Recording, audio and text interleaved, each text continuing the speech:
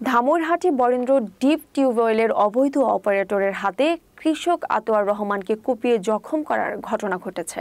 এই ঘটনায় সেচের পানির জন্য কৃষক আতোয়ার তার চাষকৃত জমিতে পানি চাওয়ার সময় ডিপের ড্রেনম্যান আক্কাস আলী তার পা ভেঙে দেয়। এরপর ধারাবাহিকভাবে আতোয়ারের উপর হামলা চালানো হয় এবং তাকে হত্যার চেষ্টা করা হয়। এই ঘটনায় বরেন্দ্র প্রকৌশলী কর্তৃপক্ষের নীরবতা এবং অপারেটরের অবৈধ কর্মকাণ্ডের বিরুদ্ধে প্রতিবাদ জানাতে মানববন্ধন অনুষ্ঠিত হয়। কৃষক বাঁচাও ফোরামের আয়োজনে উপজেলা চত্বর সংলগ্ন ধামইরহাট জয়পুর মহাসড়কে এ মানববন্ধন অনুষ্ঠিত হয়।